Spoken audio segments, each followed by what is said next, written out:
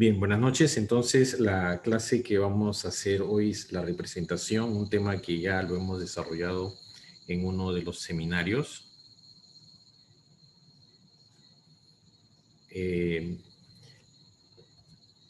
Empecemos por la primera idea. Los negocios jurídicos, o sea, los actos jurídicos, se celebran en principio de manera directa y personal por el interesado, es decir, por la persona que quiere satisfacer una necesidad. Y de manera excepcional, ese negocio jurídico lo puede realizar a través de otra persona que actúa en su nombre y en su representación. Entonces, ahí aparece esta institución del negocio jurídico, del acto jurídico que tenemos en nuestra legislación y que no estuvo regulado en el Código Civil de 1936. Entonces, la idea primigenia es que todo negocio jurídico se puede hacer directa y personalmente. Esa es la regla. La excepción es que se puede hacer a través de otra persona. Ahora, otra regla que también es importante mencionar es que la institución de la representación, por regla general, se puede dar a cualquiera. O sea, yo puedo dar la representación a cualquier persona para que actúe en mi nombre y en mi representación. Sin embargo, esta regla que también es general, esta premisa que también es general, de que yo puedo realizar negocios a través de otra persona que me represente. Sin embargo, también hay excepciones por la naturaleza de determinados negocios jurídicos. Hay negocios jurídicos que se dicen personalísimos, es decir, que no se puede otorgar representación, es decir, son negocios jurídicos que no podrían ser celebrados por otra persona, como por ejemplo es un negocio personalísimo el otorgamiento de un testamento. Y yo no puedo, o nadie puede otorgar un poder a otra persona para que le haga su testamento. Entonces, la regla es que, la regla general es que se puede otorgar poder de representación para celebrar cualquier negocio jurídico. Y la excepción son estos actos que se llaman personalísimos, en donde la persona es la única la que puede celebrar el negocios jurídicos. Y el ejemplo emblemático en este caso es el otorgamiento de un testamento. No se puede otorgar un poder para que una persona eh, otorgue su testamento. Yo no le puedo dejar a mi hermano o a mi hermana para que haga mi testamento, o a mi esposa. Yo no le puedo dar a mi esposa un poder para que haga mi testamento. Entonces es un acto personalísimo. Pero la regla, como les decía, es que cualquier negocio jurídico se puede realizar a través de un representante.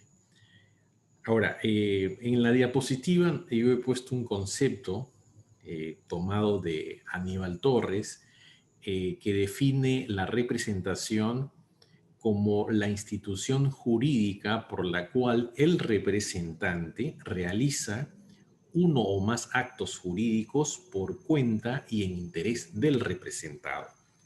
Entonces es una figura donde ya aparecen dos agentes, dos sujetos, dos personas, uno por un lado el representante que realiza negocios jurídicos a cuenta de otra persona y el representado, o sea, el representado que es esta persona que no quiere realizar por sí el negocio jurídico por diferentes motivos. Hay muchas personas, por ejemplo, no quieren verse las caras o no quieren encontrarse con determinadas personas y por eso otorgan poder para que vaya otro por él o celebre el negocio jurídico otra persona por él, porque no quiere hacerlo, porque bueno, en fin, hay muchos motivos.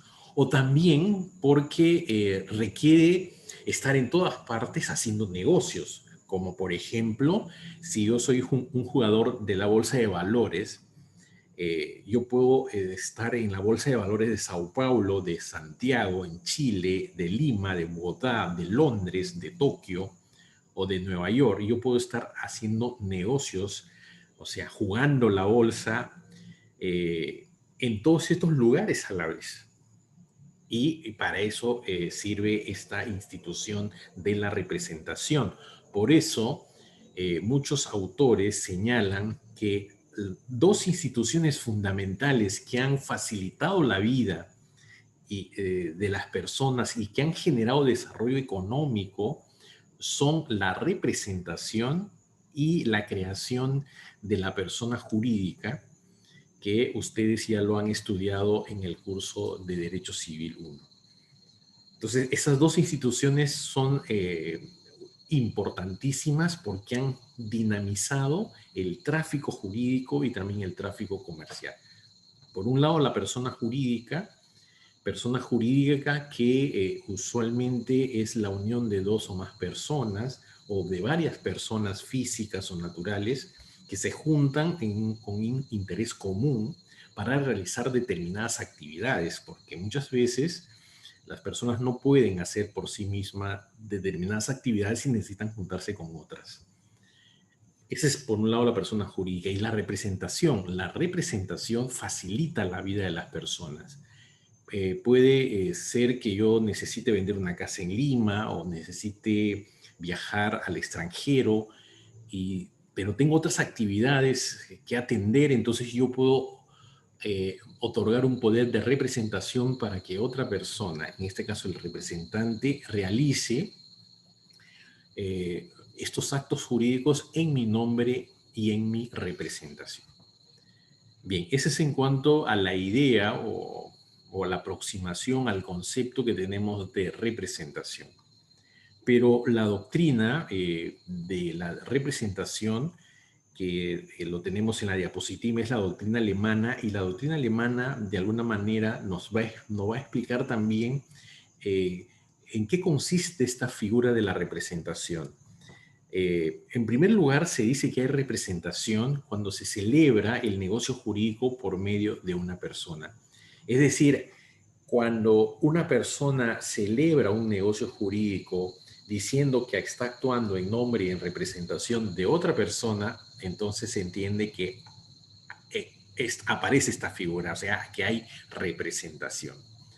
También se dice que para que exista representación basta la actuación del representante en nombre del representado.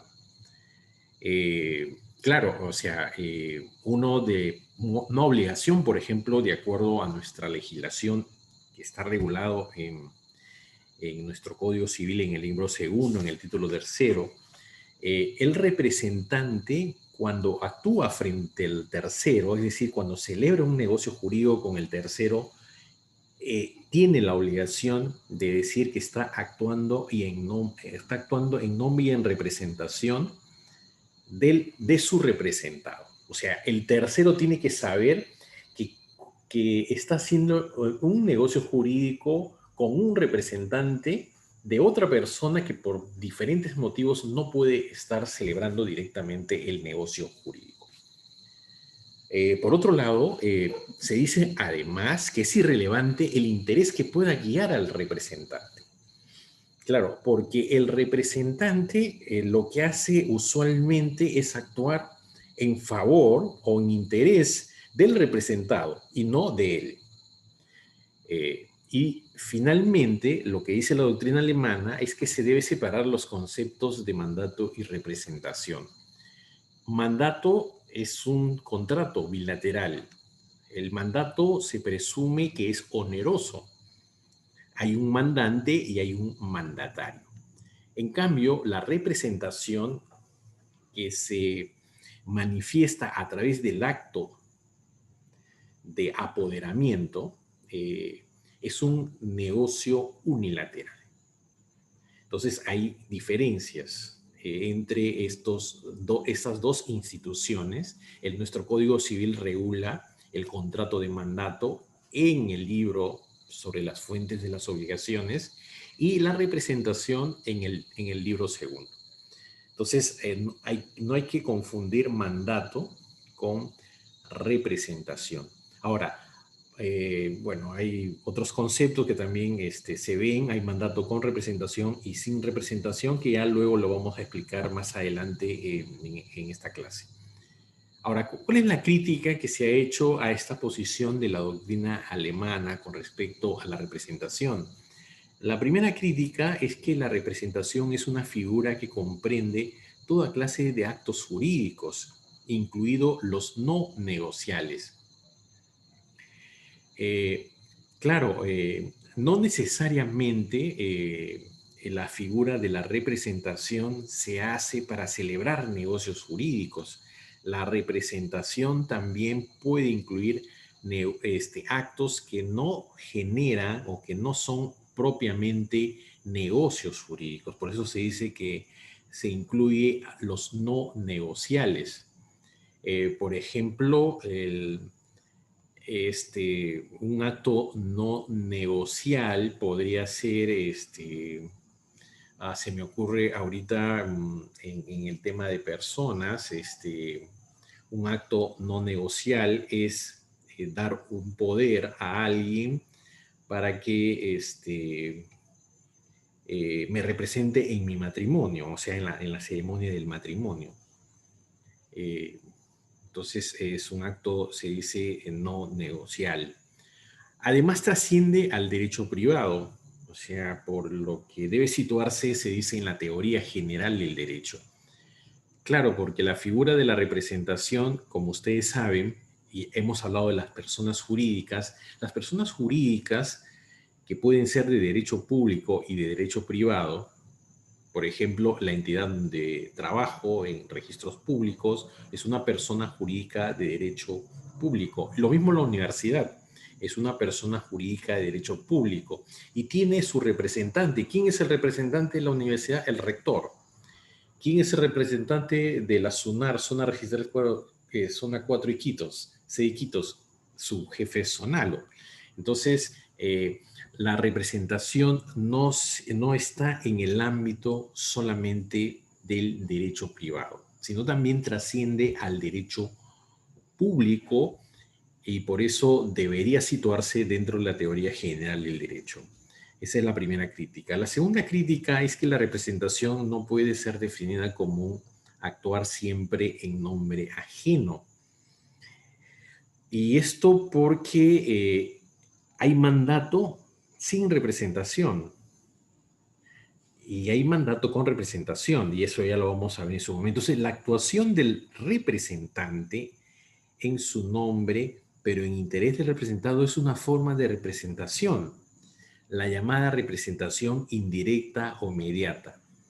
En los mandatos sin representación,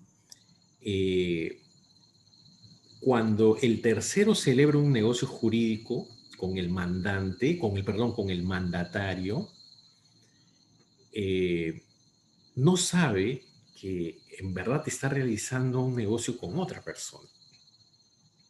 Porque ahí el mandatario no señala, o sea, cuando el mandato es sin representación, el mandatario realiza el negocio con el tercero, pero sin decir que está actuando en nombre y en interés de su mandante.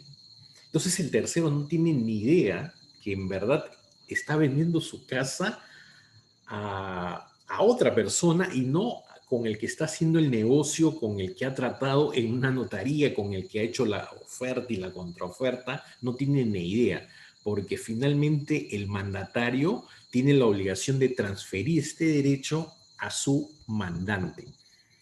Entonces, por eso se dice que no siempre es un actuar en nombre ajeno, es decir, el mandatario actúa por derecho propio y actúa en su nombre.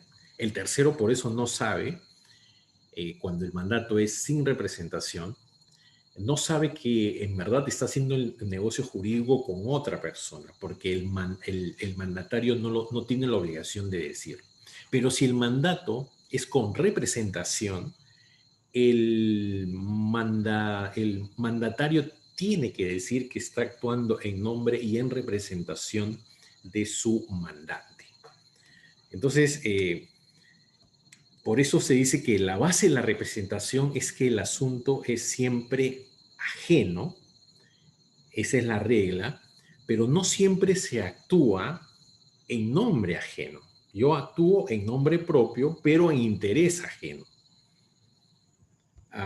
La tercera crítica es que el representante puede tener interés en el negocio cuando se le da poder para que lo utilice en su propio interés o en interés de un tercero. O sea, da lugar a una forma de fiducia que no es representación.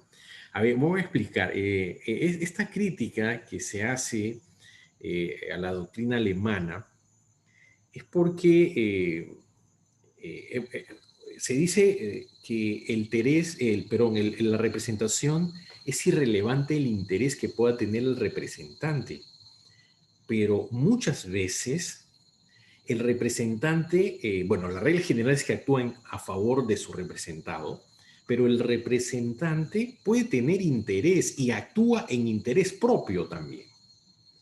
A ver, con un ejemplo podemos graficar. Yo podría dar un poder a alguien, o sea, yo tengo una deuda, un crédito que cobrar, o sea, tengo un deudor, una persona, un moroso que no me está pagando, que es escurridizo, yo tengo una deuda, o sea, un crédito que cobrar de una determinada cantidad de dinero, pero a su vez yo tengo un acreedor que me está cobrando también su crédito. Entonces yo le puedo dar un poder a este acreedor para que él se encargue de cobrarle a este mi deudor para que recuperando el dinero él se cobre y si hay un remanente me lo tiene que entregar. Entonces se dan cuenta que ahí el representante no solamente está actuando en favor de su representado, sino él tiene interés en la representación, en el negocio jurídico que celebra con el tercero. Y finalmente, el mandato tiene siempre un carácter representativo. Por lo tanto, la distinción entre mandato y representación no es categórica. O sea, eh, eh, por eso, como les decía hace un momento, hay mandatos con representación y sin representación. Entonces, ahí no necesariamente, o sea, hay una, si se quiere, una distinción clara entre mandante, contrato de mandato y representación. Ahora les voy a contar un poco de la práctica que yo he podido ver a lo largo de los años de trabajar en registros públicos, más de 22 años soy registrador y muchos años he sido registrador de poderes de personas jurídicas, perdón, de personas naturales, del registro de personas naturales. ¿Y qué sucede? Que en todos estos años no he inscrito un solo contrato de mandato, a pesar de que el registro se llama de mandatos y poderes. El 99.9%, casi el 100% de lo que se inscribe en este registro de mandatos y poderes son poderes de representación, actos de apoderamiento. Y no he tenido oportunidad de inscribir un contrato de mandato, pero seguramente es una institución que algunos lo puedan utilizar. Esa es la realidad también. O sea, si uno comienza a hacer un estudio de cómo funcionan las instituciones en la realidad, entonces nos vamos a dar cuenta que el mandato es una figura, al menos desde el punto de vista registral, que no llega al registro. Si es que hay contratos en mandatos, finalmente los interesados no lo llegan a inscribir por alguna razón, sobre todo si es un mandato sin representación. Entonces no llegan al registro. No sé si en Lima, que es en el registro de Lima es un monstruo, es una ciudad de más de 10 millones de habitantes, de pronto sí se inscriban contratos de mandato. Pero lo que se inscribe usualmente en el registro, casi el 100%, son poderes. Bueno, sigamos. Veamos ahora el origen de la representación y cuáles, además, las características que tiene la representación. El origen de la representación, de acuerdo al Código Civil al que nosotros estudiamos, se origina en la voluntad de las personas. Pero la representación no solamente se origina en la voluntad de las personas, cuando tienen interés en celebrar negocios jurídicos a través de otra persona que los represente, sino que por mandato de la ley también se da la figura de la representación legal. Por ejemplo, en el caso de los padres que ejercen la patria potestad, ellos son los representantes legales de sus hijos, padre y madre. O cualquier persona que puede ser un tutor o un curador de una persona mayor incapaz o un tutor de un menor.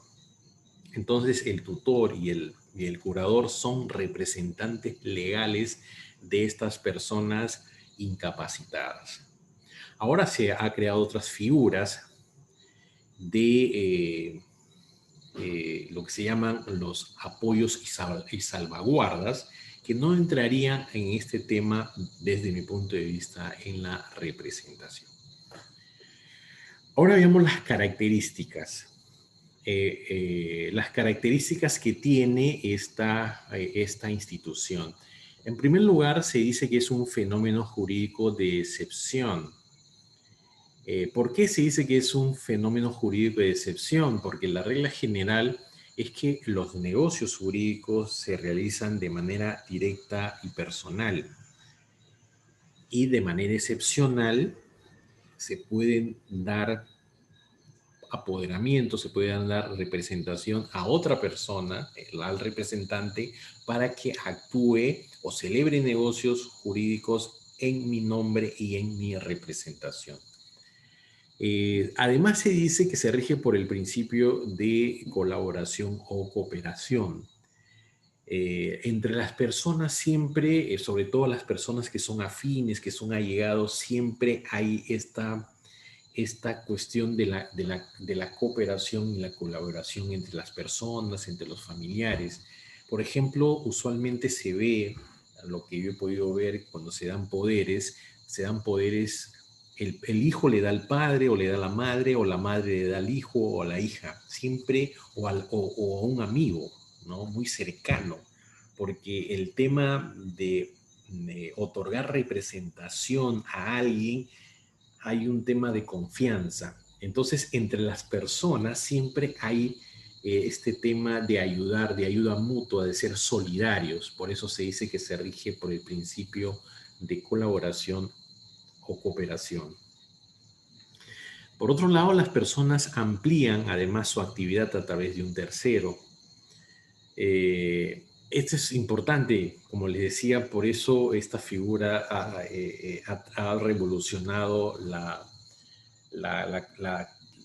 dinámica del tráfico jurídico y comercial y económico, porque como en el ejemplo del comienzo de esta clase que les daba, que yo podía estar jugando la bolsa de valores en Nueva York, en Londres, en Lima, en Sao Paulo, en Bogotá, etcétera, etcétera. Yo puedo estar jugando, o sea, en la bolsa, está haciendo actividades, negocios en la bolsa, y por eso se dice que amplía la actividad de terceros, o sea, del tercero, con límites voluntarios o legales.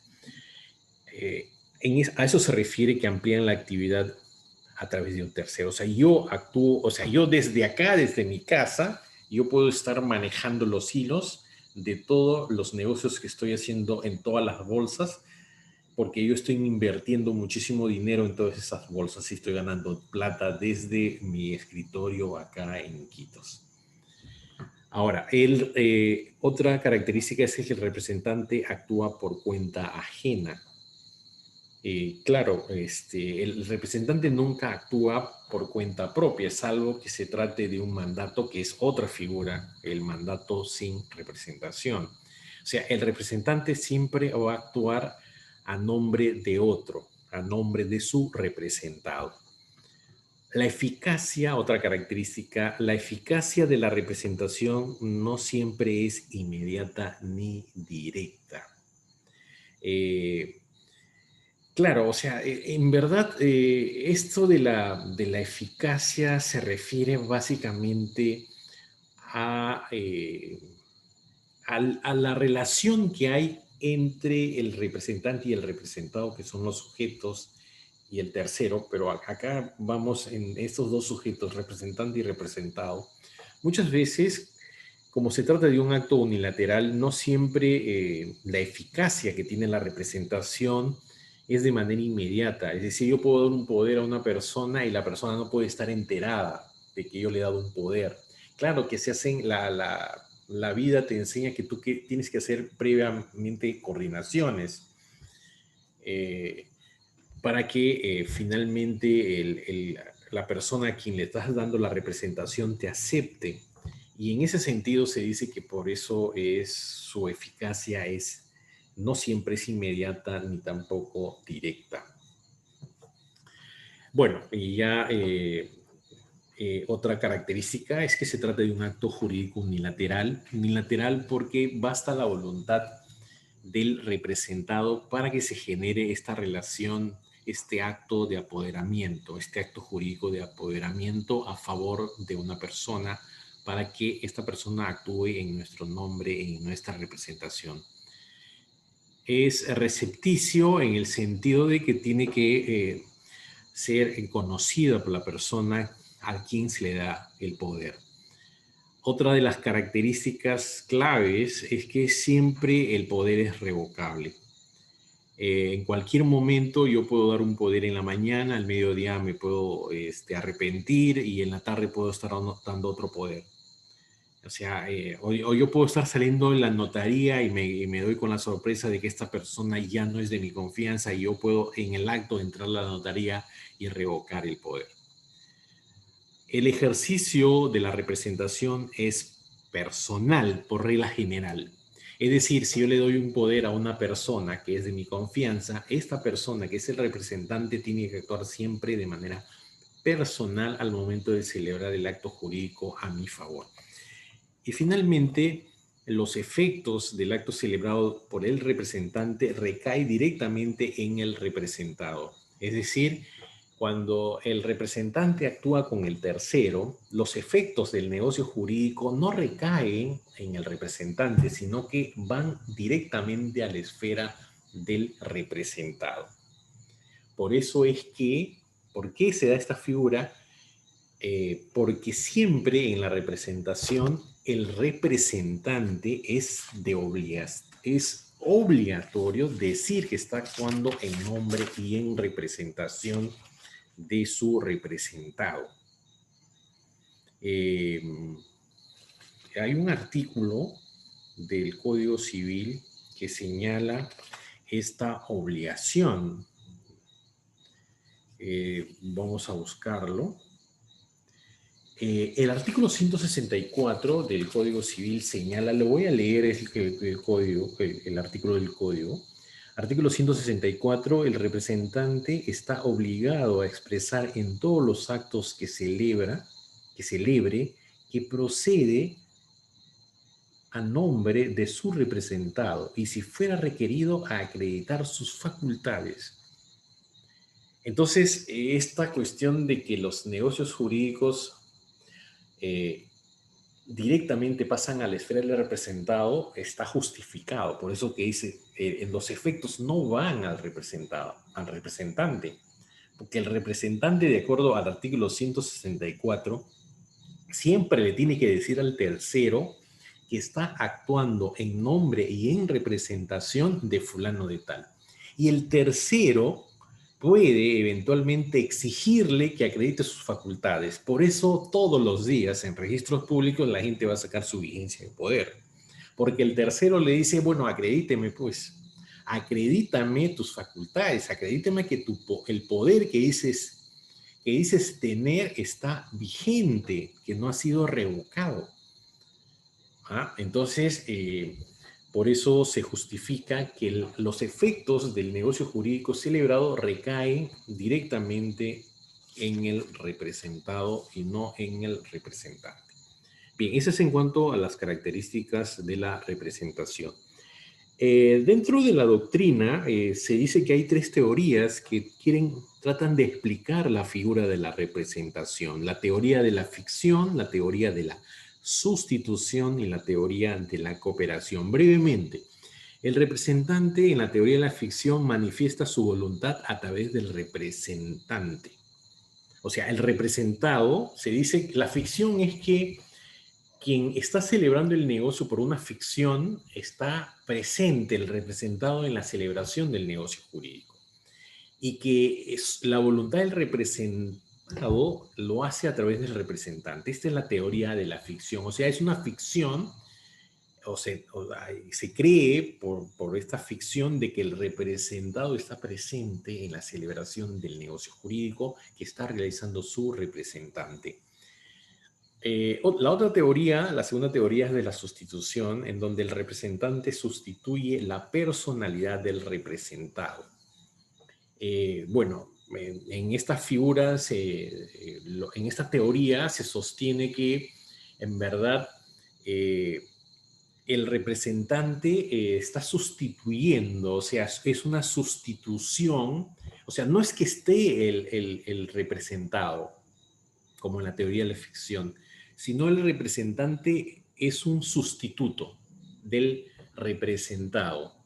Y esta figura, o sea, el sustituto, que es el representante, es el que celebra el negocio jurídico. Por eso es la teoría de la sustitución, no de la ficción, porque no está en verdad o sea, no puede ser no se acepta la teoría de la ficción porque en verdad no está el representado al momento de celebrar el negocio jurídico, sino que lo que hay es una sustitución. El representante le está sustituyendo al representado. Y finalmente, la teoría de la cooperación es un instrumento típico de la cooperación en el hecho jurídico ajeno. Más bien, esta figura sí es una figura también aceptable porque la representación implica que se está colaborando con hechos jurídicos ajenos. O sea, hay este principio de colaboración o de cooperación que ya lo hemos visto. Entonces, esta teoría señala que en verdad es un instrumento de cooperación en hechos jurídicos ajenos. O sea, las personas colaboramos entre sí, entre personas de nuestra confianza, donde hay mucha afinidad, amistad, familiaridad, relaciones de tipo amical o relaciones consanguíneas, y hacen que la figura de la representación significa un instrumento de la cooperación en hechos jurídicos ajenos. Bueno, esas son las tres teorías. Sigamos. Veamos cuáles son las condiciones y los requisitos que tiene la representación, es decir, para que haya la representación. El primer requisito es que el representante manifieste su voluntad propia. Claro, no manifiesta la voluntad, o sea, no es que el representado está manifestando su voluntad. Quien representa manifiesta su voluntad es el representante. Es una manifestación propia de su voluntad, pero esta voluntad, y lo dice al momento de celebrar el negocio jurídico, lo está haciendo en nombre y en representación de otra persona. Y ahí está la segunda cuestión, que el representante indique que procede en nombre de su representado. Es necesario que el representante indique siempre que está actuando en nombre de su representado. Y el otro requisito es que el representante tenga poder necesario para celebrar el negocio. Y por eso es que el tercero exige al representante que le acredite sus facultades. Porque yo puedo decir, bueno, yo le represento a esta persona y yo hago el negocio. Un momentito, le dice el tercero. Si yo soy el tercero, acredíteme tus facultades. Entonces, y ahí el tercero va a tener la certeza de que esta persona, que este representante tenga y tiene el poder necesario para celebrar el negocio. Y eso es lo que se verifica, por ejemplo, cuando hay los apoderamientos, a veces genéricos que hacen los notarios, y de pronto nos damos cuenta que tiene facultades para muchas cosas, pero no tiene facultades para comprar ni para vender, para disponer. Entonces, le dice, sí, pues tú eres el representante de esta persona, pero no tienes facultades para que celebres este negocio. Es decir, no tienes facultades para vender la propiedad, no tienes facultades para alquilar, no tienes facultades para usufructuar o dar en uso, etcétera, etcétera. O para otorgar o para generar una hipoteca. Ahora veamos las condiciones, y ahí le he puesto que de acuerdo a un profesor que fue mi profesor en la universidad, el doctor Cuadro Villena, que tiene un libro que se llama El acto jurídico, él señala que hay condiciones para que se dé la representación. Que el representante actúe por propia voluntad es muy parecido a los requisitos, y prácticamente son lo mismo. Que el representante actúe por propia voluntad al celebrar el acto con el tercero. Esa es la diferencia con el nuncius o el nuncio, porque el nuncio en verdad es una persona que no actúa por propia voluntad, sino es el que da aviso o el que da a conocer la voluntad de una persona. No sé si me dejo entender. O sea, en la representación, el representante actúa por propia voluntad al celebrar el negocio con el tercero. En cambio, el nuncio no manifiesta su voluntad. Dice la voluntad de la persona que le ha mandado. El nuncio es una persona que va, es el que avisa, dice, ¿sabes qué? En verdad sí quiere celebrar el negocio jurídico, ¿no? Ahora, la otra condición es que haya la intención mutua y declarada que los efectos del acto jurídico han de repercutir en la esfera del representado y no en la del representante. Esa intención debe existir tanto en el representado como en el tercero. Como ya les he venido explicando, es necesario que el representante diga al tercero que está actuando en nombre y en representación de su representado. Por tanto, los efectos del negocio jurídico lo tiene claro el representante y el tercero, que los efectos del negocio van a ir directamente al representado que no está presente en la celebración del negocio jurídico.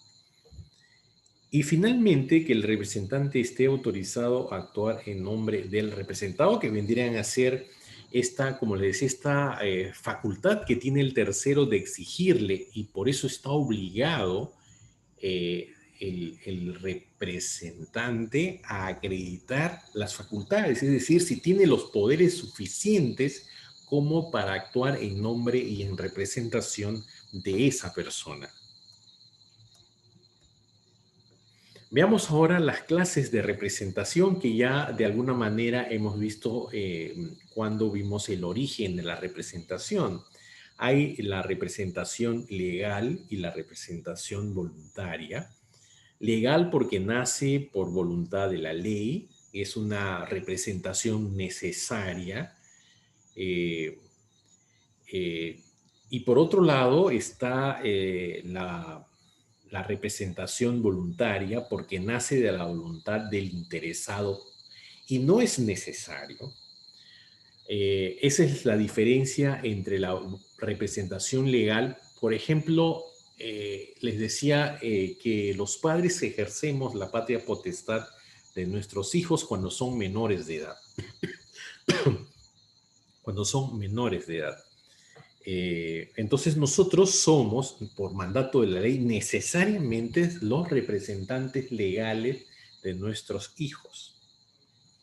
En cambio, la representación voluntaria es el propio representado, es el propio sujeto, la propia persona que designa a su representante o sus representantes que van a celebrar los negocios jurídicos en su nombre y en su representación. Y no hay ninguna obligatoriedad. Lo que pasa es que hay necesidad, más bien hay una necesidad que tiene en este caso el representado de dar poderes, porque muchas veces está imposibilitado de realizar de manera directa y personal el negocio jurídico. Ahora, dentro de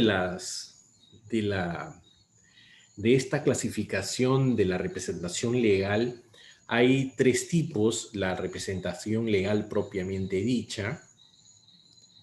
La representación legal propiamente dicha está en la figura de la patria potestad de los menores de edad, que sus representantes son sus padres, o de los menores que no tienen padres, pero que sí tienen tutores, o de los incapaces que tienen curadores.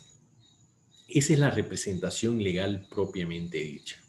También dentro de la representación legal se habla de la representación judicial. Es decir, es el juez el que designa quién va a ser el administrador de un negocio o la administración judicial de algún tipo de bien, etcétera, etcétera. Entonces es el juez el que va a designar, cuando hay un problema, un litigio, un conflicto, un administrador judicial. Por ejemplo, miren, les voy a poner un ejemplo del derecho sucesorio. En el derecho sucesorio, cuando el testador hace su testamento, tiene que nombrar a un ejecutor testamentario, que es el albacea. El albacea, que es el que hace cumplir la voluntad del testador, no es obligatorio que en el testamento lo diga. Entonces, si no nombra un ejecutor testamentario, el testador, se entiende que los ejecutores testamentarios son los propios sucesores, es decir, los hijos. Son 5 hijos que prácticamente se convierten, como el testador no ha nombrado un albacea, son los ejecutores, son los albaceas ellos. Pero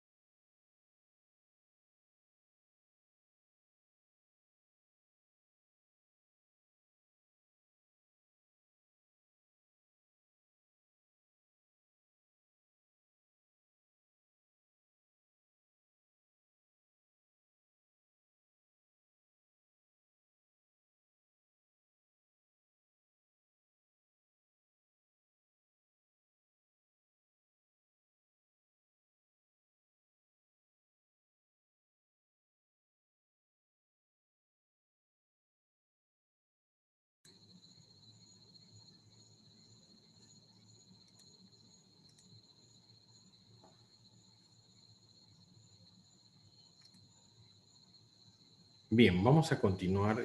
Tengo problemas con el internet. Ya se me ha cortado 2 veces. Bien, les decía que les estaba explicando la representación legal en esta particularidad de la representación judicial. Y les explicaba de que la representación judicial es por designación del juez.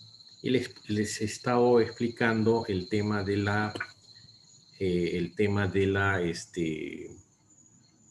de los albaceas, que muchas veces el testador no designa un albacea en su testamento, y los hijos, que son los ejecutorios naturales de este testamento, no se ponen de acuerdo. Entonces el juez designa a uno de ellos o a un tercero para que sea el ejecutor testamentario. En ese sentido es un representante legal de la sucesión para que ejecute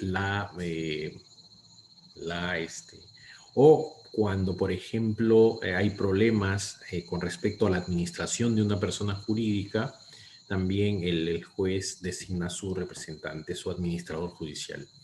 Ahora, también hay la representación orgánica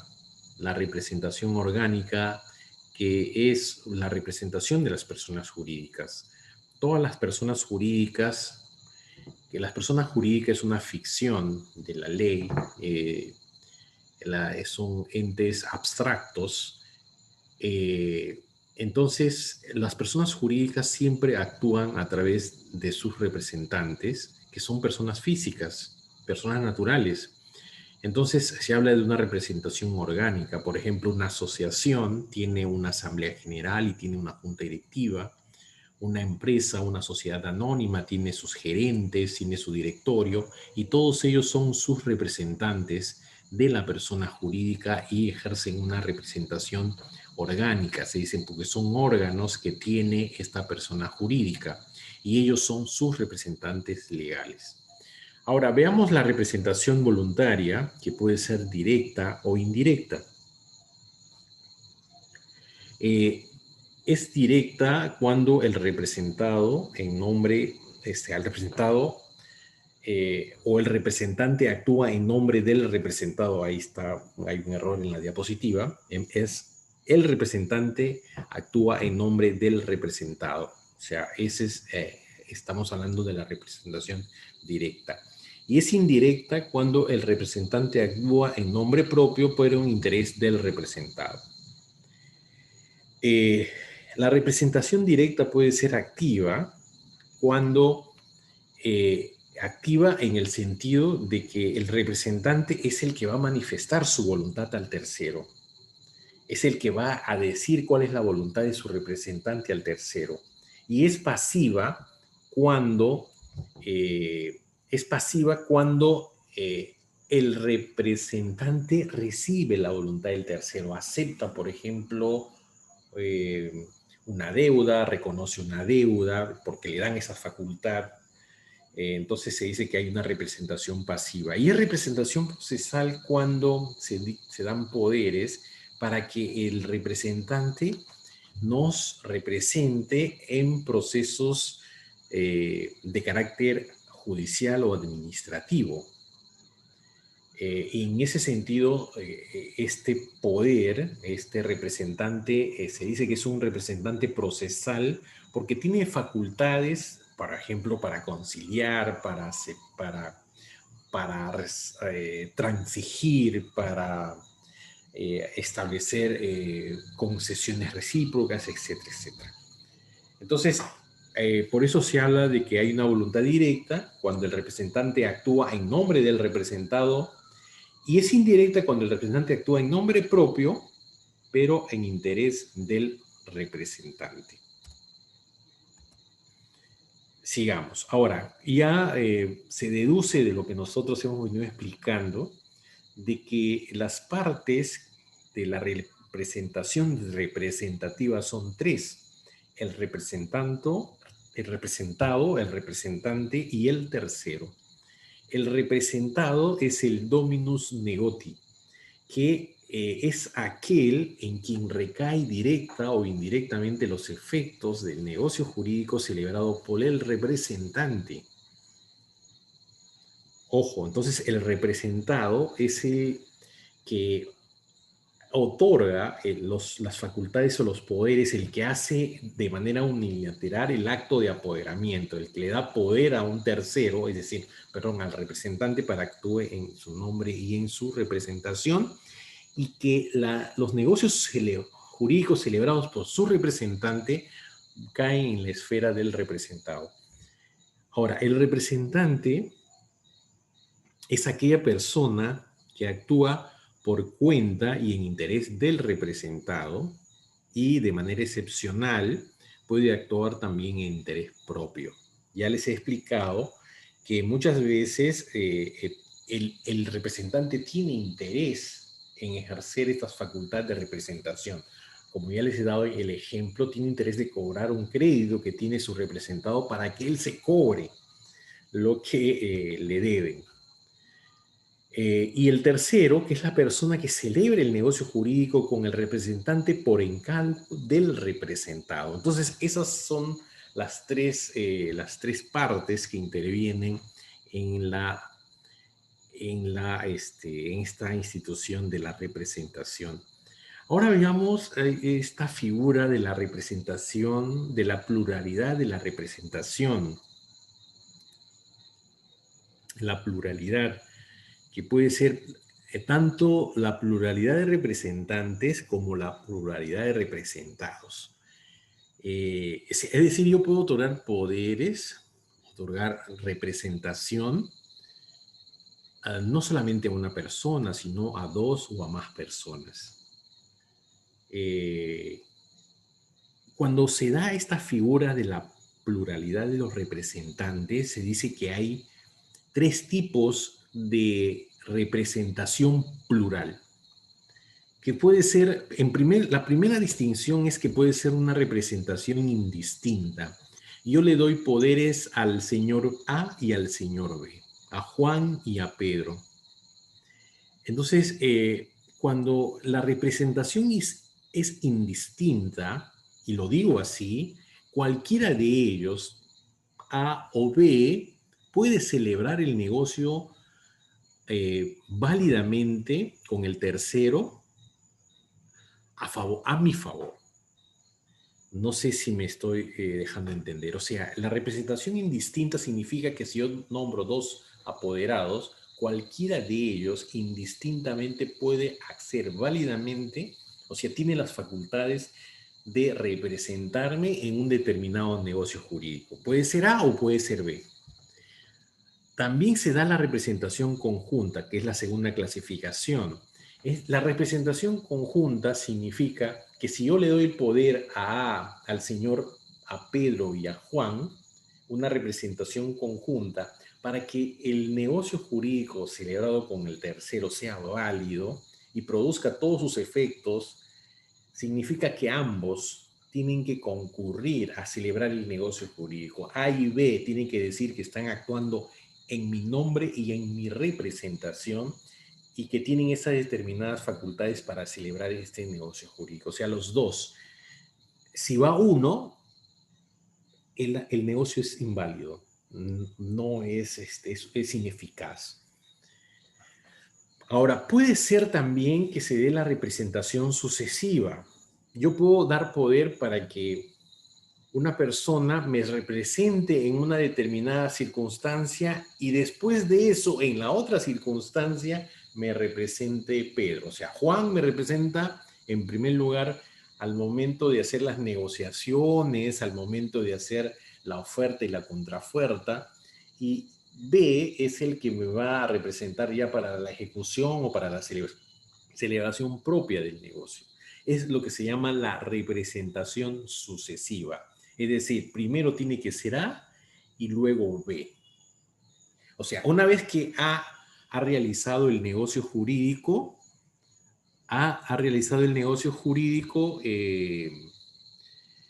B ya tiene, o sea, A deja de ser, o sea, ya ha cumplido, por tanto se extingue su poder y luego B, el señor B es el que va a asumir y va a tener que realizar el otro negocio jurídico. Por eso se dice sucesiva.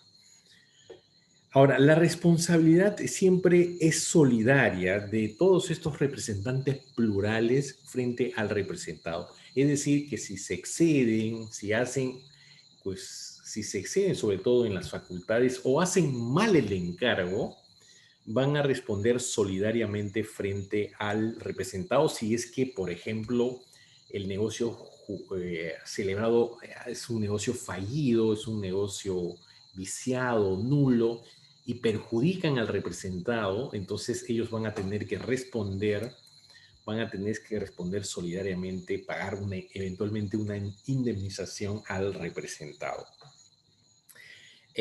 También se habla de la plural. No solamente hay pluralidad de representantes, sino que dos o más personas pueden dar poderes a una persona. O sea,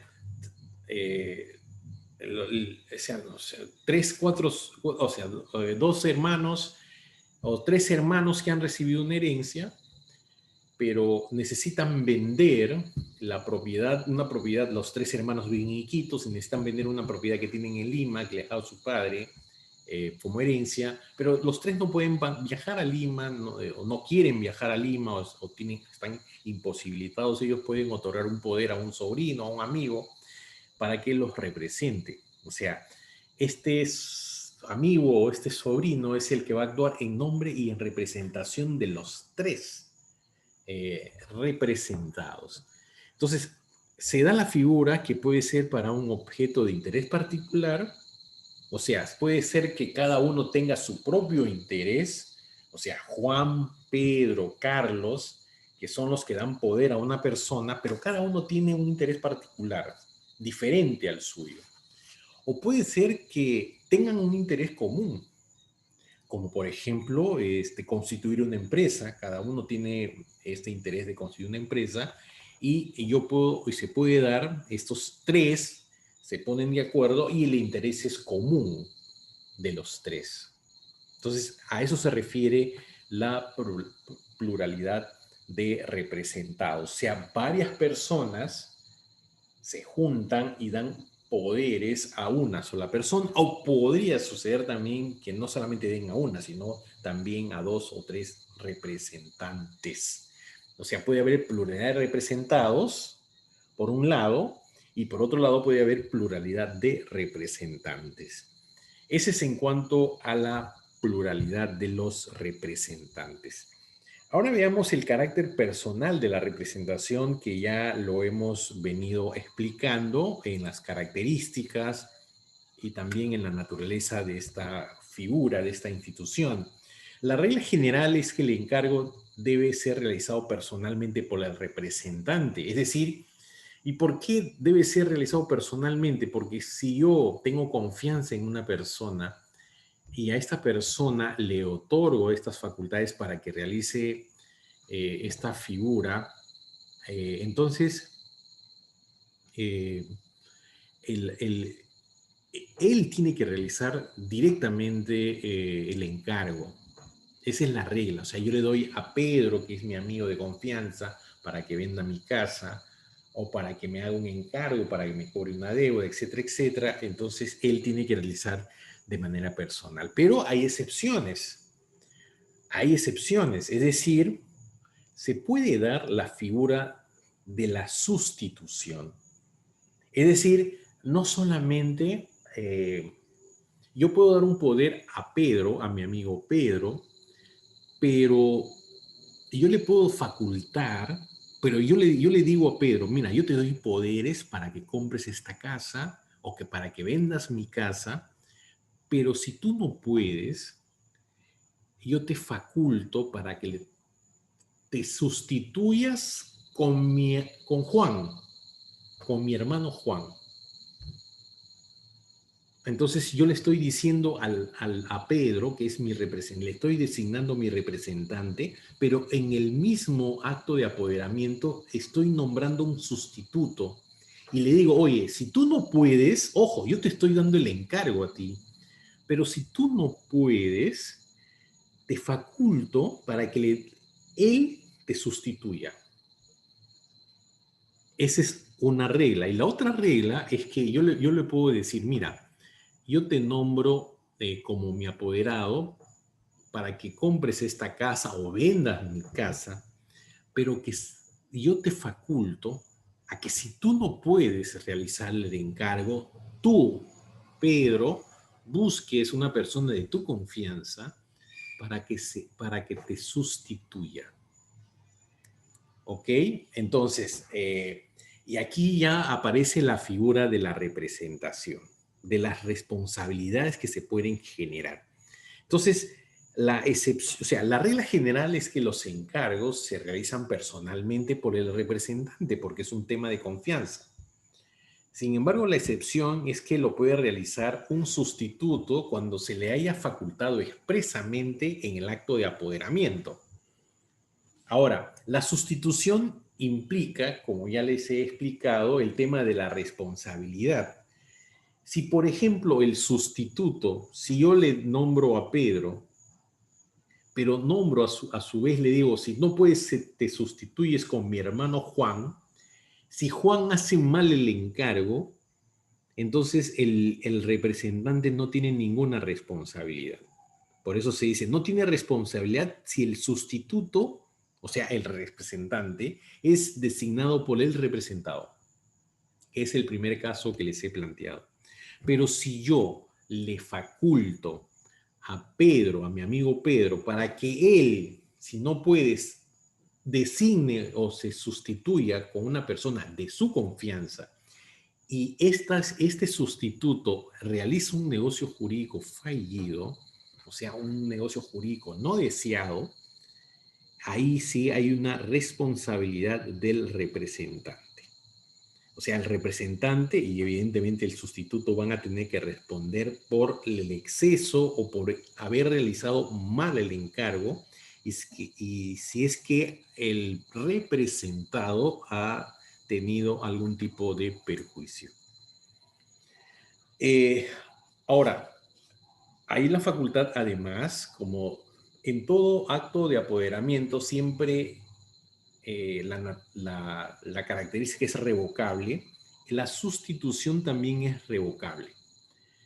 O sea, si Pedro está realizando, o sea, no puede realizar el negocio jurídico, pero hay varios encargos que realizar y le dice, ¿sabes qué? Al sustituto, a Juan, oye, haz esta cosa y él hace, Juan, o sea, pero Pedro puede reasumir el poder, revocando la sustitución que se le ha hecho a Juan. O sea, en este caso, Pedro, que es mi apoderado, y Juan, que es el sustituto, y si el sustituto está realizando los negocios jurídicos y ha realizado ya ciertos negocios jurídicos, pero luego Pedro ya puede realizar los otros encargos, le puede decir y puede revocar la sustitución y puede reasumir el poder, salvo pacto en contrario, salvo que el acuerdo que el propio representado diga otra cosa. A ver, sigamos. Ahora veamos el tema de la revocación, de la extinción, de la representación. Como todo negocio, como todo derecho, los derechos se extinguen. O sea, los derechos nacen y también perecen, fenecen o se extinguen. Entonces, una forma de extinción de la figura de la representación es a través de la revocación, que es una cuestión natural que tiene todo acto de apoderamiento, que es la revocación. La revocación puede ser directa, es decir, directa en el sentido de que el representado le comunica directamente a su representante para que deje de ser o sea, su representante. O sea el Juan, que le ha otorgado poder a Pedro, le dice, le comunica directamente que ya deja de ser su representante. O sea, y se tiene que comunicar. O sea, la comunicación tiene que ser al propio, o en este caso, al propio representante. Por eso se dice que se debe hacer a todos los interesados, es decir, a los terceros y también directamente al representante. Si se comunica solo al representante, no puede ser oponible a terceros a menos que sea inscrita. Por eso es que esta figura de la revocación, si se inscribe la revocatoria, implica que los terceros, si han realizado negocios con este representante que ha sido revocado, no va a ser oponible, o sea, es oponible a los terceros si se inscribe. O sea, el representado va a decir un momentito, esta persona dice que ha celebrado negocios en mi nombre y mi representación, pero este señor desde esta fecha ya no es mi representante, por tanto, esos negocios son ineficaces. Ustedes verán cómo se las arreglan, ¿no? Cómo resuelven su problema. Por eso se tiene que comunicar. Esa es la directa, es decir, le dices, ¿sabes qué? Desde mañana ya no eres mi apoderado, le dices a tu representante. O puede ser con la designación de un nuevo representante. Es decir, yo le doy poder a Pedro para que venda mi casa, pero al día siguiente o a la semana o al mes o a los 2 meses, yo puedo designar un nuevo representante para vender mi casa, la única casa que tengo.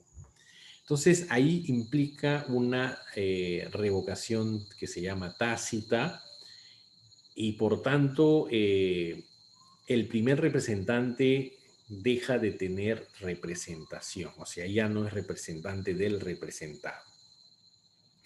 ¿Desde cuándo se produce este efecto? Porque siempre es importante la comunicación.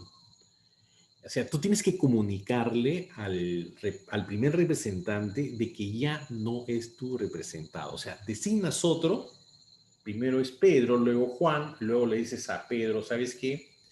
Hace un día o ayer ya he designado un nuevo representante, tú ya no eres mi representante. O la revocación puede ser con la ejecución del encargo por el propio representado o representante. O sea, la revocación, o sea, o la extinción del poder se da cuando, si yo le doy un poder a mi representante para que venda mi casa y el representante vende mi casa, se extingue el poder. Porque ya no hay casa que vender, él ya vendió la casa, no puede vender 2 veces la casa, aunque a veces se da esa situación. Pero yo le puedo dar el poder a mi amigo Pedro para que venda mi casa, pero mi amigo Pedro no vende mi casa. O sea, pasa un mes, 2 meses, 3 meses, entonces yo directamente decido vender mi casa. Entonces yo ejecuto el encargo que le he dado a Pedro, o sea, yo vendo la casa, la única casa que tengo. Por tanto, hay una revocación también por la ejecución que yo he hecho del encargo que le he dado a Pedro, o sea, de vender la casa. Otra forma de extinción de la representación es por renuncia del propio representante. En este caso, la comunicación, el representante tiene que comunicar al representado de su decisión. ¿Y desde cuándo se produce el efecto? El efecto se produce después de 30 días de notificar la decisión. O sea, tú le das un plazo prudente de 30 días, señala el Código Civil, para que el representado designe un nuevo representante. Si no lo designa, o sea, tú tienes que seguir diciendo, ¿sabes qué? Ya no voy a hacer, no es que yo le comunique, si yo soy representante de alguien y yo ya no quiero representarlo, y yo le digo, ¿sabes qué? Y ya no quiero ser tu representante, le mando una notificación, una carta notarial, no significa que yo no tenga que seguir ejerciendo las facultades que tengo, lo tengo que seguir haciendo, porque si no yo le puedo perjudicar al representado. Y por eso hay un tiempo prudencial de 30 días para que el representado designe un nuevo representante. Si ya no lo hace, después de los 30 días yo sí totalmente dejo de ser su representante.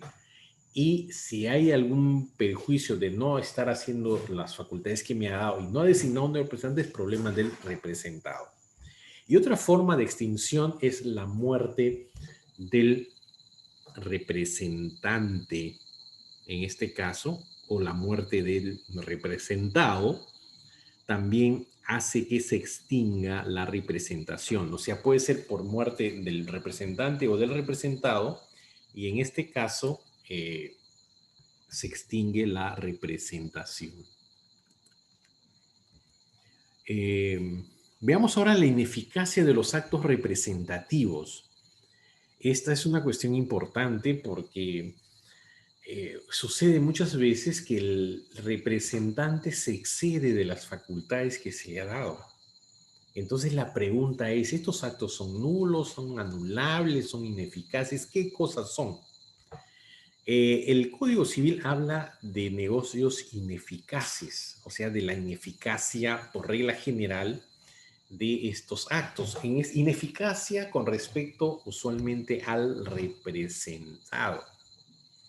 Porque puede suceder que estos negocios tengan estructuralmente, estén bien formados, cumplan con todos los requisitos, pero hay un exceso en las facultades que tiene el representante.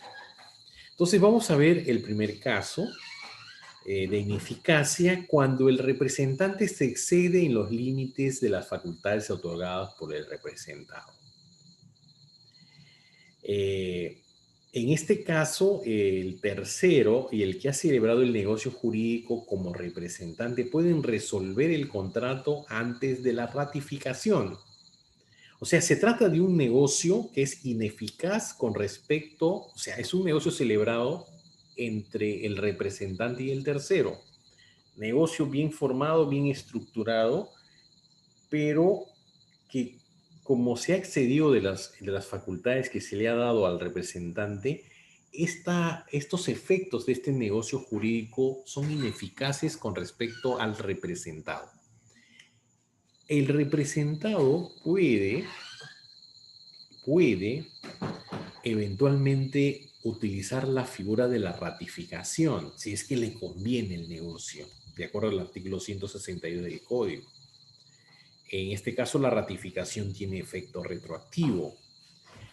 Ahora, pero si este negocio, en verdad es un negocio mal hecho y las partes que han celebrado el negocio, el tercero y el representante, consideran conveniente resolverlo, o sea, es decir, dejarlo sin efecto, lo pueden hacer siempre y cuando el representado no lo haya ratificado.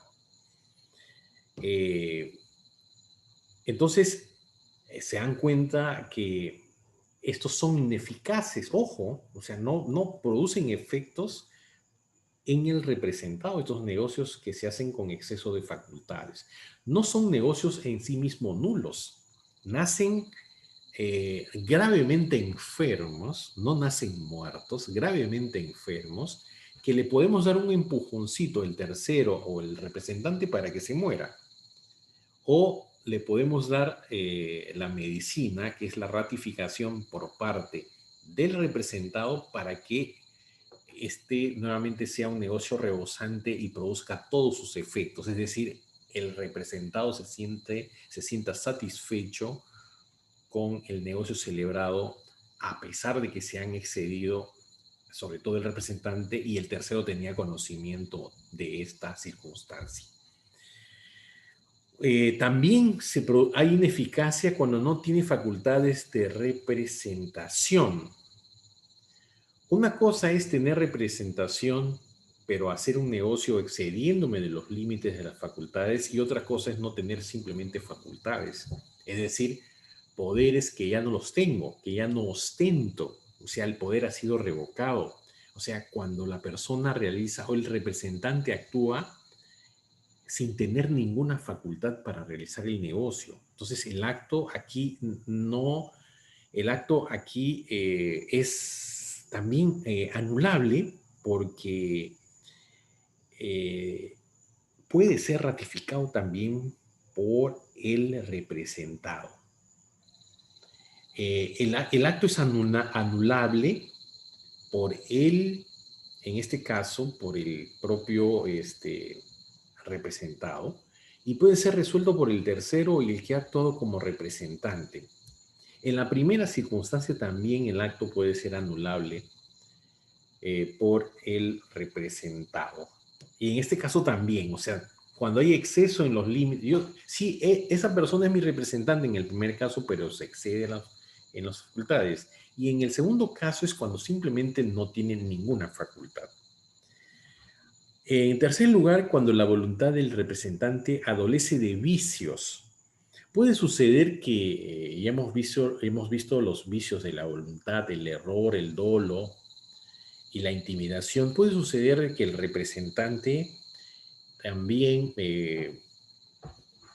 haya celebrado un negocio eh, en donde se ha distorsionado su voluntad. Entonces, si el representante adolece de vicios, por tanto es un negocio también enfermo, que puede ser sujeto a ratificación, pero puede ser anulable por el representado y también por el propio representante que tienen interés en que se anule el negocio mal hecho. Cuando la voluntad, en cuarto lugar, del representado está viciada, cuando este es el que determina el contenido del negocio jurídico, lo que sucede es que los vicios del representante se da directamente cuando hace el negocio con el tercero. Pero puede tener vicios también el representado al momento de decir qué es lo que tiene que hacer. Me vas a comprar esta pieza, me vas a comprar estas joyas, pensando que es oro, y le da poder a una persona. Entonces ahí esta persona ejecuta el mandato, el encargo, pero ya la voluntad del representado está siendo viciada, esta voluntad. Entonces también aquí hay la posibilidad de que se anule el negocio jurídico. Y finalmente, cuando el representante concluye un negocio jurídico consigo mismo, la regla general es que cuando se le otorgue poderes, por ejemplo, yo le puedo otorgar un poder a Pedro para que venda mi casa, pero Pedro está interesado en comprar mi casa. Entonces ahí hay un problema que ahí puede haber un conflicto de intereses y además le digo, te doy facultades incluso para que negocies el precio. Y Pedro está interesado en comprar y Pedro negocia el propio, él me representa y a su vez él actúa como tercero, es decir, él actúa, por eso se dice un acto jurídico consigo mismo. Es ineficaz también y puede ser anulable. Salvo que esté autorizado por ley, la ley lo diga, o el propio representado lo autorice, o cuando por la naturaleza del acto no haya conflicto de intereses. Solamente en esos casos el negocio puede ser válido, o sea, el negocio jurídico consigo mismo. La regla general es que estos negocios jurídicos consigo mismos son ineficaces. Veamos, ahora vamos a seguir un poco más rápido. El acto de apoderamiento significa, ya hemos venido hablando de la representación, pero la representación se da por un acto de apoderamiento. Entonces, significa que una persona concede voluntariamente a otra un poder de representación. Ese es el acto de apoderamiento que que tiene a su vez algunas características que van de la mano con el tema de la representación, de la institución de la representación, que es unilateral, es recepticio, que ya lo hemos explicado. El apoderado mantiene intactos sus derechos y el poder es el efecto por antonomasia del acto de apoderamiento. Esos son en cuanto a estas características del acto de apoderamiento que generan la representación. Ahora veamos, ya que estamos hablando de los poderes, veamos las clases de poderes que están regulados en nuestra legislación y en nuestro sistema jurídico. Hay poderes según el Código Civil, poderes según la ley del notariado y poderes según el Código Procesal Civil. Según el Código Civil, tenemos varios tipos de poderes. Primero está el poder general, que comprende actos de administración que están regulados en el artículo 155 del Código. Actos de administración significa, por ejemplo, si te dan para que administres, si te dan un poder de representación para administrar determinados bienes, tú le tienes que dar mantenimiento, pagar los impuestos, el impuesto predial, pagar los arbitrios. Esos son los actos de administración. Pintar, arreglar, pagar la luz, etcétera, etcétera.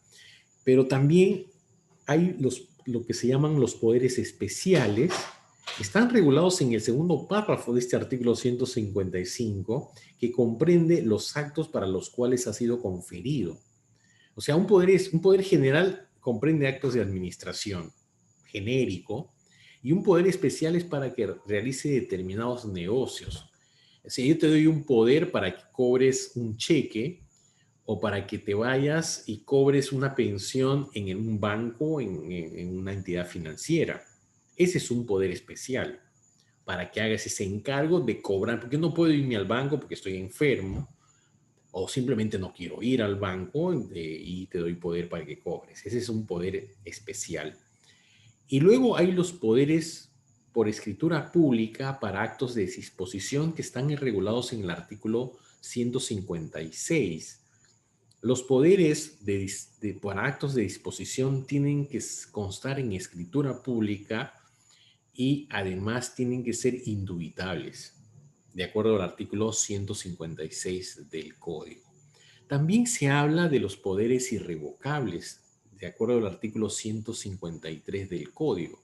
Hemos visto que una característica esencial de los poderes o de la representación es que es revocable siempre, pero muchas veces, de acuerdo a las necesidades o las circunstancias que lo señala la ley, el poder resulta ser irrevocable.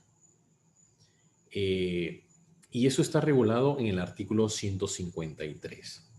Después están los poderes especiales para los representantes legales para los actos de disposición. Ya hemos visto que los representantes legales, o sea, el origen de la representación lo otorga la ley o la voluntad.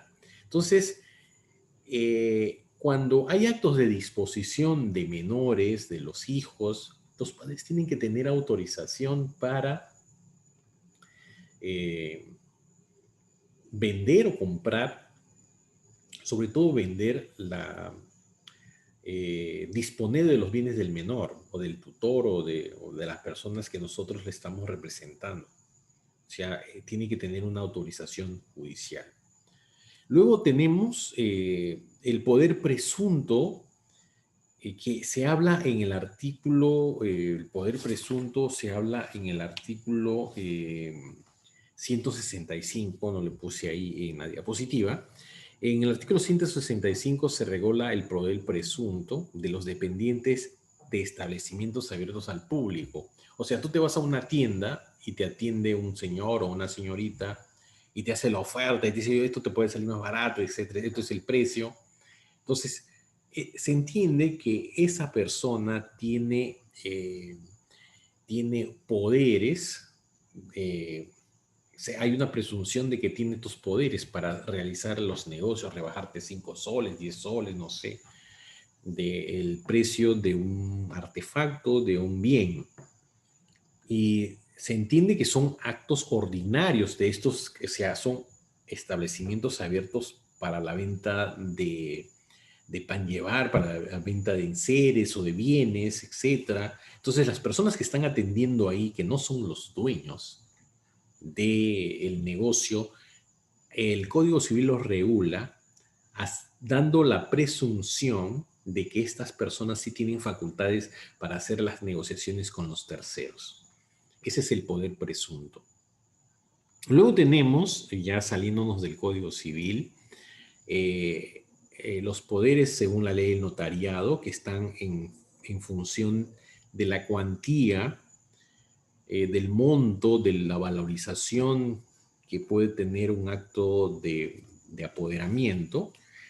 Dependiendo la cuantía, se hace por escritura pública, se hace poderes fuera de registro o poder por carta con firma legalizada.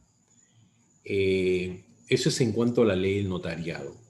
O sea, dependiendo de la cuantía, de la valorización que tenga el negocio jurídico que se va a celebrar, se puede hacer poderes por escritura pública, poder fuera de registro o poder o carta poder con firma legalizada. Y de acuerdo al Código Procesal, los poderes son de dos tipos: por escritura pública, que no requieren inscripción registral, y los poderes por acta en el ante el juez del proceso. Esos son los poderes que están regulados en las principales normas de nuestro sistema jurídico. Bueno, ¿cuál es la diferencia entre un poder y un mandato? El poder es un acto unilateral y por regla general el poder es gratuito. Claro, puede tener una compensación, una remuneración, pero la regla es que sea gratuito. El mandato es un contrato bilateral, que ya lo hemos venido diciendo, se presume siempre oneroso, aunque puede ser gratuito, y puede ser con representación o sin ella, ¿no? O sea, el mandatario puede actuar en nombre propio, pero en interés del mandante, o puede tener mandato con representación. Significa que cuando va a ejercer el mandato, tiene que decir que está actuando en nombre y representación de su mandante. Por eso se habla de mandato con representación o sin ella, o sin representación. Ahora, las formas del poder. ¿Cómo se hace un poder? Hay libertad de forma. El artículo 145 no señala una formalidad. O sea, y hemos visto que hay poder por escritura pública, de acuerdo a la ley del notariado, poder fuera de registro, o por las cartas, poderes con firmas legalizadas. Cualquiera de esas formas, incluso verbal, podría ser el otorgamiento de un poder. Por eso en el artículo 165 no se señala la forma como el representado otorga la facultad de representación al representante. Entonces, por eso se dice que rige esta libertad de forma. O sea, el acto de apoderamiento, o sea, la forma como se otorga la representación, es un acto no solemne. Tiene forma, como todo negocio jurídico, pero no tiene una formalidad. O sea, la ley no ha señalado la forma de cómo se tiene que realizar el acto de apoderamiento. O sea, la forma como el representado otorga la facultad de representación al representante. ¿Cuáles son las clases de poderes según su forma ya? Pueden ser verbales, pueden ser escritos, cartas sin legalización notarial de firmas, pueden ser cartas con legalización notarial de firmas, puede ser con intervención de notario sin registro, o sea, porque los notarios tienen su registro, pueden ser con escritura pública sin registro, o sea, hemos visto por la cuantía puede ser por escritura pública, pero no se registra, o pueden ser poderes en donde las propias partes concuerdan o señalan que se tiene que hacer la inscripción registral, y por eso se dice poderes con escritura pública con registro. La exigencia formal para inscribir la inscripción registral del poder. Esto también es importante para la formación de ustedes. La forma para inscribir un poder se rige por el principio de titulación auténtica. Es decir, si yo, por la cuantía, por ejemplo, yo tengo una carta poder con firma legalizada, pero yo quiero inscribir en registros públicos. Vas al registro y presentas tu carta, el registrador te lo va a tachar, porque en el registro hay un principio de titulación auténtica. Significa que la documentación que ingresa al registro, por regla general, tiene que ser documento público. Y una carta poder con firma legalizada es un documento privado. Lo mismo un poder fuera de registro. Entonces, si ustedes quieren inscribir un poder, cualquiera sea la naturaleza de este poder, tienen que hacer, si quieren inscribir, que no es obligatorio, ojo, los poderes no son, o sea, el acto de apoderamiento no exige una inscripción registral, es libre. Pero si tú lo quieres inscribir, ese poder que le has dado a tu hermano, Pedro, para que venda tu casa, tiene que hacerse la escritura pública, y además si es para vender. Pero si es para otro acto, para poner un cheque, para hacer cualquier otro acto de administración y tú quieres inscribirlo en registros públicos porque quieres asegurarte, etcétera, etcétera, entonces al notario o el notario te va a decir, ¿quieres inscribir este poder? Entonces tenemos que hacer la escritura pública.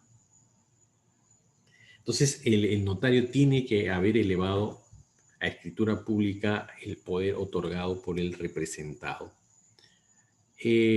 ¿Por qué se debe presentar el notario, o sea, los poderes? Ahora, la presentación del poder, del acto de apoderamiento, es una presentación cautiva en el registro. Es decir, el interesado no puede ir directamente. El notario es el que debe presentar el parte directamente al registro. O sea, y lo que presenta el notario es el parte notarial. Porque cuando uno hace una escritura en el notario te dan un testimonio. Ese testimonio es una copia fiel del original que guarda en sus registros, en sus archivos el notario. Y eso es una prueba de que tú has otorgado un poder por escritura pública. Pero para inscribir el poder en el registro de mandatos y poderes se necesita presentar un parte notarial. ¿Cuál es la diferencia entre el testimonio del parte notarial? Lo que pasa es que en el parte notarial, en el encabezado, el notario se dirige al registro para que inscriba la escritura. Esa es la única diferencia que hay entre el testimonio y el parte notarial. Entonces, lo que se inscribe en el registro es el parte y no el testimonio, porque el testimonio es una copia simple que se le otorga al interesado. Pero si el interesado quiere inscribir su poder en el registro, se tiene que presentar un parte notarial. Ahora, desde el año 2016, los poderes se hacen de manera digital y así se inscriben en los registros públicos. O sea, se hace la escritura pública y se lo digitalizan los notarios. Y desde el año 2016 se comenzó a presentar los partes digitales en Lima y luego se ha ido extendiendo a todo el país. Y no era obligatorio, era opcional presentar digital o presentar el parte. En las provincias era así, podía ser digital o podría ser, o sea, en formato papel. Ahora, a raíz de la pandemia, todos los poderes son presentados de manera digital, de manera obligatoria. Es decir, si presentas un poder que te dan en una notaría y tú le presentas en físico, en formato papel, en registro, va a ser rechazado. Se lo tiene que presentar digitalmente. Los notarios tienen una plataforma que entran y lo mandan directamente al registro. Solamente para que tengan conocimiento, porque esto es parte de la práctica de lo que ustedes tienen que conocer como futuros abogados, además porque es una institución muy utilizada y muy útil para la sociedad. Bien, con eso estaríamos terminando nuestra clase, lamentablemente con interrupciones que hemos tenido por el internet, pero creo que hemos avanzado y hemos agotado el tema. Yo les daría pase, hay el tiempo todavía para conversar si es que tienen alguna pregunta o algún comentario.